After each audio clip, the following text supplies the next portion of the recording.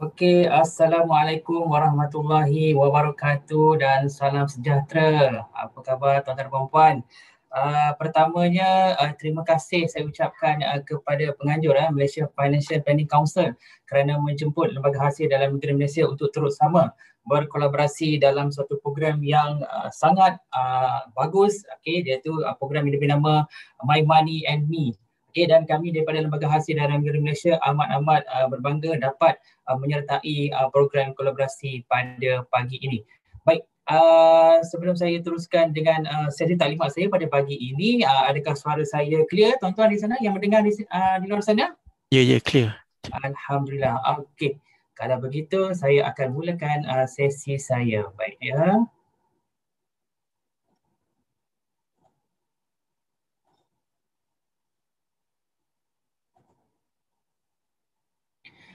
Okey, tuan-tuan dan puan-puan yang berada di luar sana, yang peserta yang join kita pada pagi ini. Baik, tajuk yang Lembaga Hasil akan bawakan pada pagi ini ialah bersama mendepani cabaran ataupun manfaat cukai untuk kemakmuran bersama. Okey, kalau kita tengok tajuk ini bersama mendepani cabaran, kita tahu bahawa negara kita pada tahun lepas telah mengalami mengalami satu fenomena yang luar biasa di mana seluruh negara terkesan dengan pandemik COVID-19 di mana pada 18 Mac pada tahun lepas negara Perdana Menteri pada itu telah mengeluarkan perintah kawalan pergerakan. Dan apa yang tajuk ini bersama mendepani cabaran ialah kita nak mengajak Lembaga Hasil Dalam Negeri Malaysia hendak mengajak tuan-tuan dan puan-puan di luar sana untuk terus sama-sama menyumbang untuk meningkatkan ataupun memastikan agar pendapatan negara dapat dikekalkan bagi menjamin perbelanjaan mengurus negara. Baik, kita teruskan dengan slide yang kedua. Baik, tuan-tuan dan puan-puan, ini adalah infografik yang selalu kami kongsikan dengan para pembayar cukai di luar sana, rakyat Malaysia di luar sana, iaitu manfaat cukai untuk kemakmuran bersama, di mana hasil cukai yang dibayar oleh tuan-tuan dan puan-puan akan digunakan sepenuhnya bagi pembangunan negara, pembangunan mengurus negara, iaitu kita melihat di sini pendidikan, pertanian, kesihatan, kebajikan, kesejahteraan, ekonomi yang pentingnya tuan-tuan dan puan-puan, keselamatan, pembangunan, pengangkutan awam dan juga perindustrian. Di mana hasil cukai, wang yang tuan-tuan dan puan-puan bayar akan digunakan sepenuhnya bagi pembangunan negara. Jadi sebab tu bila kita tengok ramai yang berbangga mereka membayar cukai kepada negara, sebenarnya mereka turut menyumbang kepada pembangunan negara tuan-tuan. Ada orang kata share di situ dalam pembangunan negara. Baik, setelah terima kasih. Itulah ungkapan yang selalu kami di Lembaga Hasil Dalam Negeri Malaysia ni nyatakan kepada para pembayar cukai, kerana tanpa sumbangan wang cukai daripada tuan-tuan, bagaimanalah negara kita ni hendak diuruskan dengan baik ya. Okey, kalau kita tengok saya nak kongsikan dengan tuan-tuan dan puan-puan di luar sana ringkasan bajet kerajaan persekutuan pada tahun 2021 tuan-tuan dan puan-puan. Kalau kita tengok diagram dekat sini kita lihat yang berwarna kuning tu tuan-tuan dan puan-puan. Okey, ini adalah perbelanjaan mengurus negara, itu belanjawan kerajaan persekutuan pada tahun 2021. Dan kita kena tengok dari mana datangnya. Dari mana datangnya jumlah 322 bilion ni. Iaitu kalau kita tengok dekat situ 40.9% datangnya daripada sumber cukai langsung tuan-tuan. Okey, kalau tuan-tuan melihat hampir separuh daripada dana daripada kutipan cukai langsung ni digunakan untuk perbelanjaan mengurus negara. Bayangkan tuan-tuan dan puan-puan, kalau suatu hari nanti contoh kerajaan memasukkan cukai langsung ini, kita akan lihat dari aspek pembangunan kita akan hilang 40.9% tu tuan-tuan. Jadi kalau hilang 41% ini, bagaimana kerajaan hendak menguruskan negara dengan baik tuan-tuan? Itu sebabnya wang yang dibayar oleh tuan-tuan dan puan-puan, cukai yang dibayar amat-amat bernilai buat kami di Lembaga Hasil Dalam Negeri Malaysia untuk terus memastikan agar kerajaan dapat menampung, menguruskan perbelanjaan negara dengan baik tuan-tuan. Baik, hari ini saya nak kongsikan sebab kita ada lebih kurang 30 minit, 10 perkara wajib tahu tentang cukai pendapatan di Malaysia. Sebab apa? Bila orang cakap pasal lembaga hasil dalam negeri Malaysia ni, orang akan merujuk kepada bantuan prihatin nasional, betul kan? Geran khas prihatin, okey, bantuan prihatin rakyat dan sebagainya, okey. Dan di sebalik itu, fungsi sebenar lembaga hasil dalam negeri Malaysia adalah untuk memungut cukai langsung dan seterusnya disalurkan terus kepada Kementerian Kewangan. Hari ini kita akan berbicara berkenaan dengan 10 perkara wajib tahu tentang cukai pendapatan di Malaysia. Okey, yang pertamanya, saya nak berkongsi dengan para peserta pada pagi ini. Kita kena tahu jumlah pendapatan minimum yang perlu mendaftar nombor cukai. Kalau kita tengok dekat sini, saya ada buat dua. Bagi individu pendapatan penggajian, okey, dia punya pendapatan tahunan tu adalah sebanyak 34,000 selepas tolakan KWSP. Jadi bagi mana-mana mereka yang memperoleh pendapatan penggajian melebihi 34,000, kalau mereka hendaklah mendaftarkan nombor cukai. Ini bermaksud mereka layak untuk dikenakan cukai. Ada orang cakap, bila kita daftar lembaga hasil dalam negeri Malaysia ni kena cukai. Tidak, tuan-tuan. Ini persepsi yang kita perlu tukar, kita perlu pindah. Di mana tak semestinya kalau kita daftar nombor cukai, kena bayar cukai. Ini ada kerana kerajaan memperuntukkan pelbagai pelepasan dalam mengira cukai pendapatan, tuan-tuan. Okey, itu adalah dari sudut pendapatan penggajian. Yang ini dalam bahasa mudahnya adalah mereka yang bekerja ada majikan. Okey, bekerja makan gaji. Okey, pendapatan lebih daripada 34,000 layak ataupun wajib ataupun disarankan untuk mendaftarkan nombor cukai. Bagaimana pula individu pendapatan yang memperoleh pendapatan perniagaan? Okey, di sini tiada pendapatan minimum ditetapkan. Okey, maksudnya sekiranya anda berniaga, anda menjalankan perniagaan, anda harus mendaftarkan nombor cukai pendapatan. Sebab kalau kita tengok pendapatan ni dia ada naik turun. Kadang-kadang dia ada untung yang sangat banyak, kadang ada rugi. Sebab tu dia tidak konsisten. Sebab itu tiada pendapatan minimum ditetapkan. Okey, dekat sebelah kiri ni boleh tengok kita ada infografik.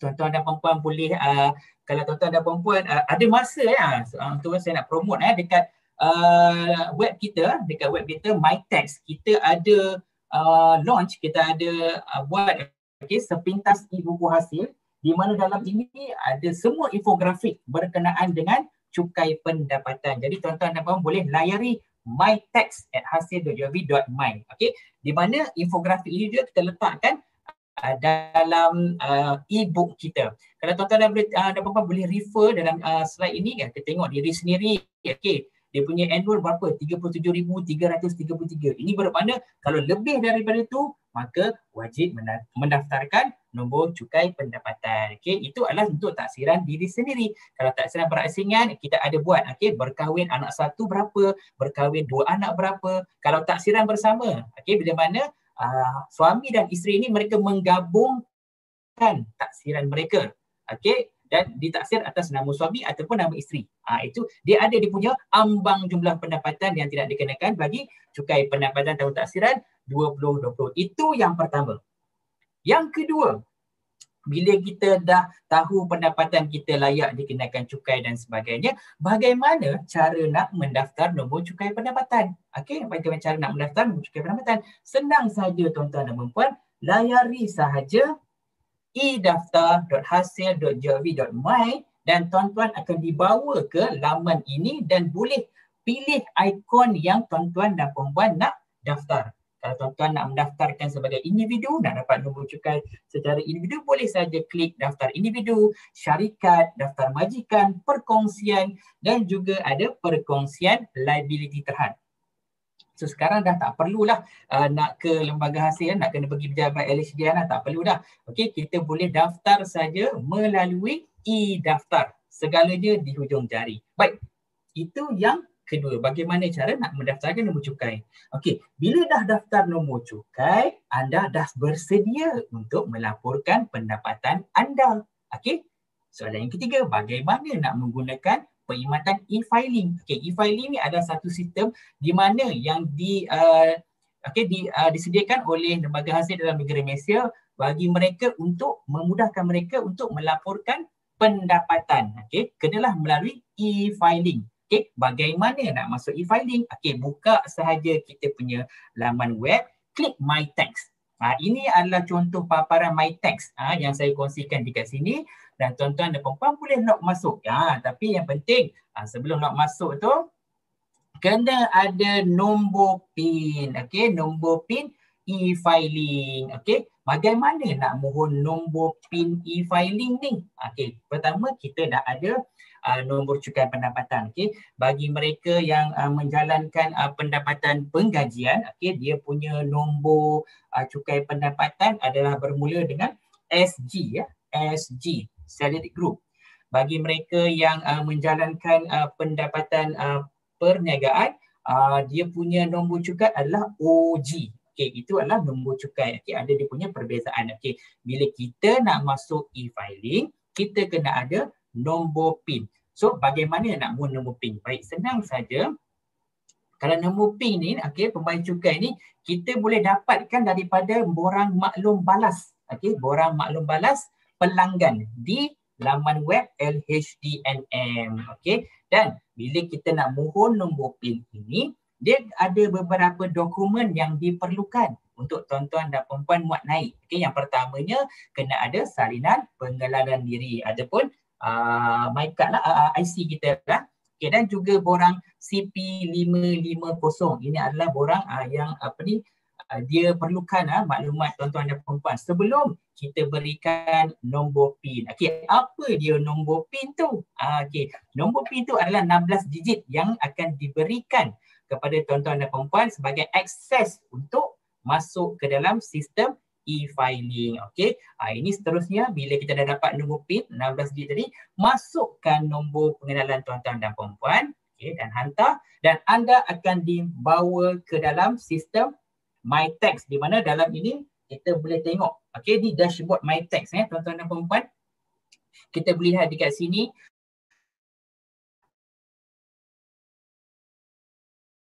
ada tak bagi cukai terlebih bayar, status sekatan perjalanan tuan-tuan dan puan-puan bagi mereka yang selalu travel keluar. Okay, ini penting tau. Sebab apa? Sekiranya anda mempunyai tunggakan cukai, Lembaga Hasil dalam negara Malaysia mempunyai kuasa sebenarnya untuk menyekat tuan-tuan dan puan-puan daripada ke luar negara disebabkan ada tunggakan cukai. Jadi penting sebelum kita keluar negara, kita kena semak dahulu status kita. Baik, ini adalah dashboard yang kita paparkan dalam My Tax. Okay, di sebelah kanan tu kita tunjukkan sumbangan tuan-tuan dan puan-puan. Ini bermaksud cukai yang tuan-tuan dan puan-puan telah bayar 3 tahun sebelumnya. Kalau lihat dekat sini 2017, 2018 dan juga 2019. Sebab itu kami menulis di sini, terima kasih atas sumbangan anda untuk negara. Okay, ini adalah dia punya dashboard. Okay, seterusnya kita boleh klik kepada perkhidmatan Easy Hasil. Okay, dan juga kita boleh pilih e-filing. E-filing sebab kita nak laporkan pendapatan kita mestilah melalui sistem e-filing.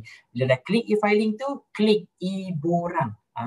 E-borang. Okay, dan kena pilih, dia ada borang kat situ, boleh pilih borang BE ke B ke. Kejap ni saya akan ceritakan borang apa yang tuan-tuan dan puan-puan perlu pilih. Okay, ini adalah paparan borang nyata individu. Di mana dia ada 5 bahagian. Okay, bahagian pertama adalah profil individu. Profil lain itu merujuk kepada maklumat pasangan. Bahagian ketiga merupakan pendapatan. Okay, pendapatan tuan-tuan dan perempuan. Bahagian 4 merupakan pelepasan yang diberikan dan juga rumusan.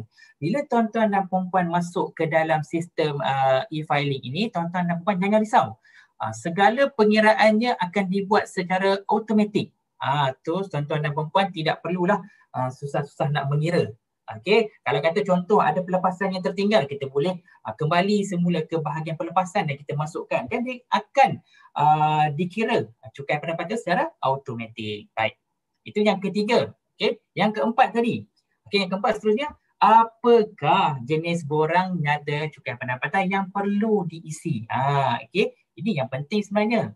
Kalau kita kena tahu tentang cukai pendapatan di Malaysia ni, bila kita tahu kita ada pendapatan, Ya kan, bila kita ada pendapatan tu kita kena daftarkan nombor cukai, okey. Lepas tu kita kena tengok bagaimana nak lapor cukai melalui e-filing. Dan bila kita dah masuk e-filing, borang tu kena betul. Okey, kalau salah borang, dia akan mengakibatkan salah pengiraan dalam cukai pendapatan. So kena pastikan borang yang tuan-tuan dan puan-puan pilih mestilah tepat dan betul. Okey. Sebab tu kita ada lebih kurang 5 borang. Sebenarnya ada banyak lagi borang. Bagi syarikat kita ada borang C, pertubuhan kita ada borang F dan sebagainya. Pada hari ini kita akan sentuh tentang percukaian bagi mereka yang menjalankan perniagaan dan juga yang makan gaji. Okey, bagi individu pemas starting yang tidak menjalankan perniagaan, bermaksudnya makan gajilah. Okey, dia kena isi borang BE, BE yang menjalankan perniagaan, borang B. Okey. Kalau kata BT, BT adalah bagi pekerja berpengetahuan dan berkepakaran.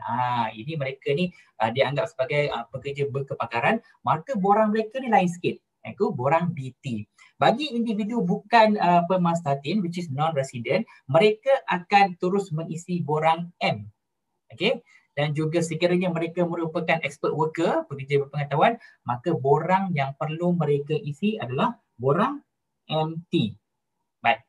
So kena pastikan bahawa borang-borang yang kita isi ni adalah tepat dan betul. Okey, baik.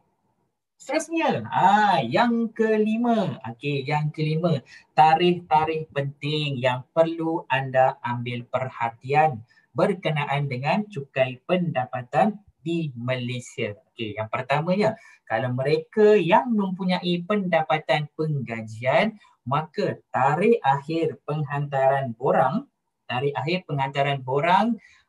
BE, iaitu borang BE bagi mereka yang mendapat pendapatan penggajian adalah 30 April 2021. So sekarang ni kita dah di hujung bulan Mac. So jadi kita ada lebih kurang 1 bulan lagi tuan-tuan dan puan-puan untuk melaporkan pendapatan. Jangan lewat. Okey, ini adalah bagi mereka yang masih lagi menghantar borang secara manual. Tapi kami di LHDNM, kami amat menggalakkan untuk pembayar cukai di luar sana untuk menghantar melaporkan pendapatan mereka melalui e-filing. Kerana apa?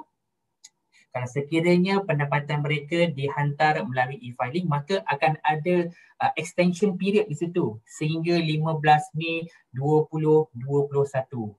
Ini bagi mereka yang nak melaporkan pendapatan penggajian. Bagi mereka yang ada menjalankan perniagaan, yakni mempunyai pendapatan perniagaan, melakukan bisnes dan sebagainya, maka tarikh akhir penghantaran dan juga bayaran, tuan-tuan dan puan-puan, bayaran bagi borang B adalah 30 Jun 2021. Sekiranya menghantar melalui e-filing, maka kita akan beri tambahan masa sehingga 15 Julai 2021. Ini satu tarikh-tarikh yang sangat-sangat penting. Sebab apa? Jangan lapor, jangan hantar borang melebihi tarikh yang sepatutnya. Kerana apa? Kerana kalau kita hantar lewat dan juga bayar lewat, ini yang LHDNM tak nak sebenarnya. Kita nak tuan-tuan dan puan-puan bayar cukai pendapatan yang sepatutnya. Bila mana kita cakap tentang soal sepatutnya, maka kena bayarlah sebelum 30 April ataupun 15 Mei. Kerana kita tidak mahu tuan-tuan dan puan-puan dikenakan penalti lewat hantar tuan-tuan.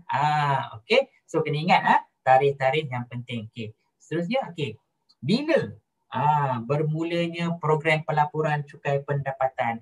Okay, setiap tahun Lembaga Hasil dalam Negeri Malaysia akan mengumumkan kepada masyarakat pembayar cukai luar sana, yakni tempoh untuk mereka mula melaporkan pendapatan adalah pada 1 Mac 2021 sehinggalah 30 Jun 2021.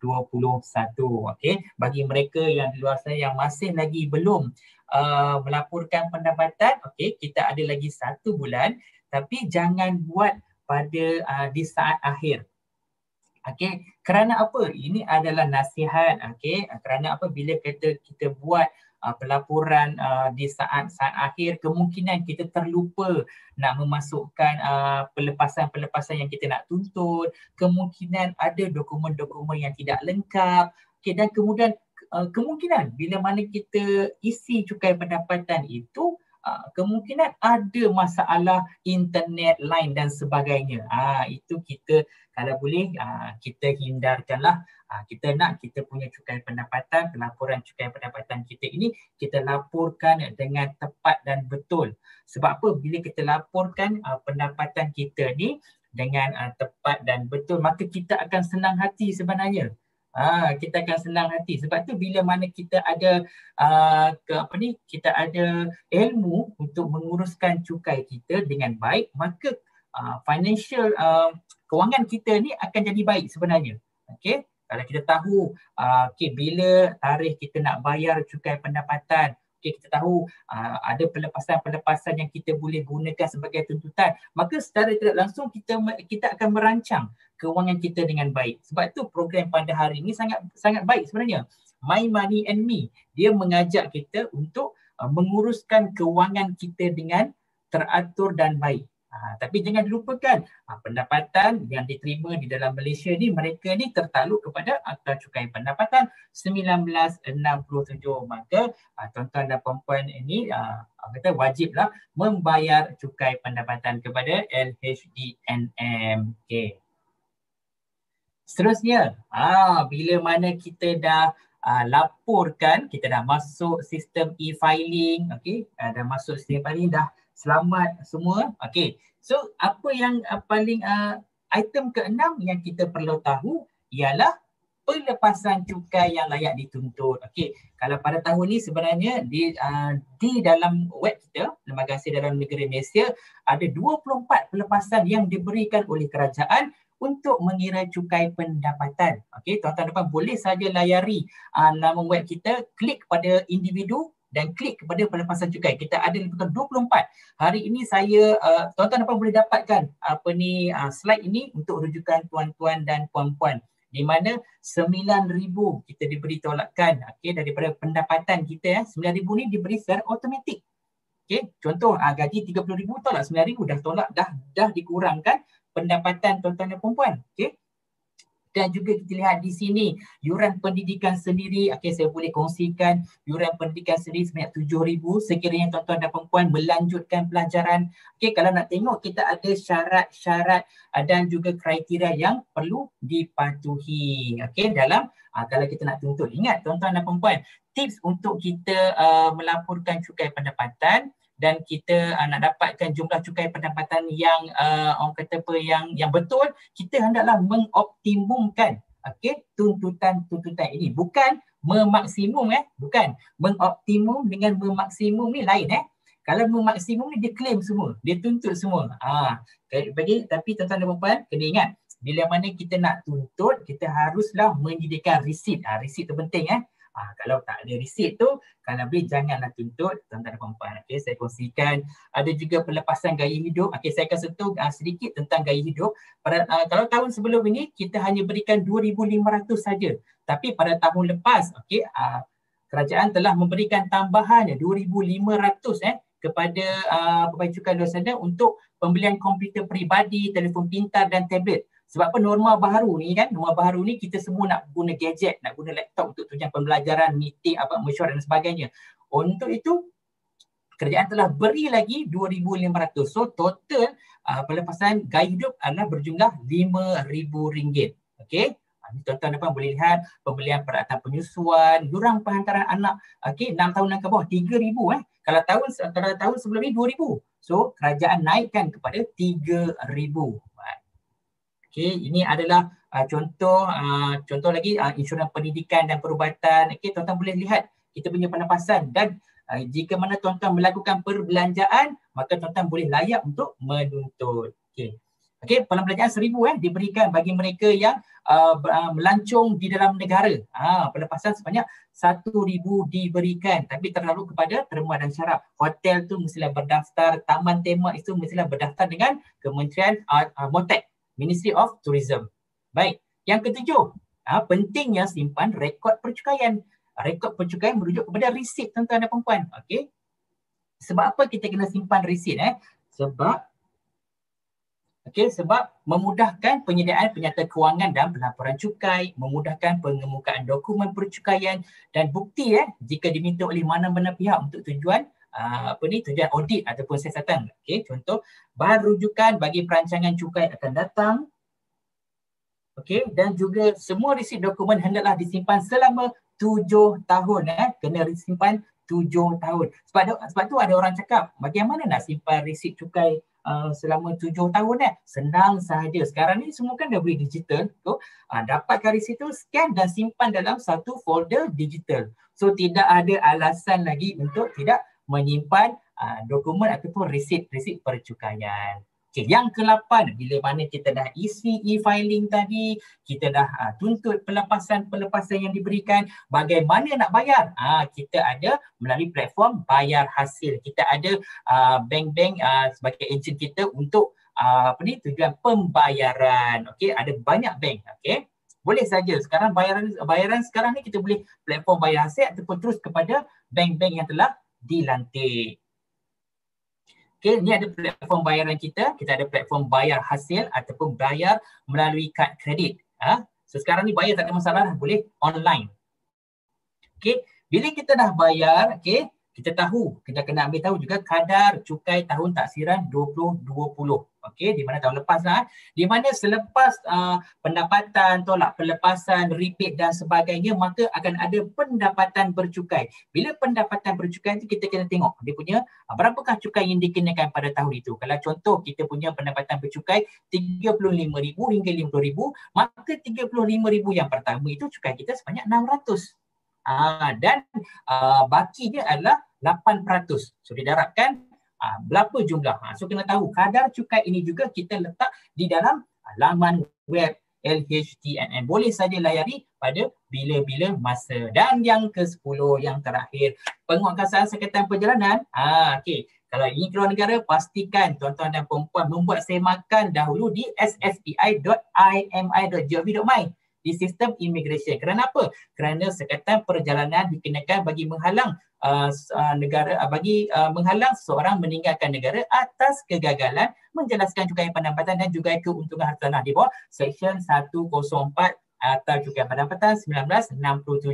So saya akan bawakan bagaimana nak semak. Semak dia dekat sini. So masukkan saja nombor kad pengenalan tuan-tuan dan puan-puan. Jika keputusan semakan tu tiada halangan, maka tuan-tuan dan puan-puan bolehlah keluar negara. Sekiranya tuan-tuan dan puan-puan ada tunggakan cukai, maka di situ dia akan ada status tidak dibenarkan.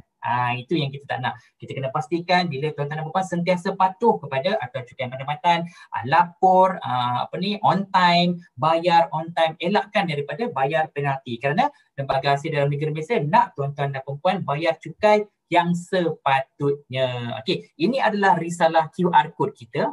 Boleh dapatkan di laman web kita. Klik pada ikon EduZone. Ni saya kongsikan dengan tuan-tuan dan puan-puan. Bila nak dapatkan maklumatnya, kita QR code saja. So anda akan dibawa terus kepada maklumat yang tuan-tuan dan puan-puan nak. Dan juga seperti di awal taklimat saya tadi, kita ada sepintas e-buku hasil ataupun hasil e-book at a glance. Okay, boleh masuk dekat aplikasi MyText dan klik kepada sepintas e-buku. So tuan-tuan dan puan boleh tengok melalui Flipbook. Ini adalah contoh, ni hard copy lah cetakan keras. So boleh dapatkan di laman web MyText. Okay.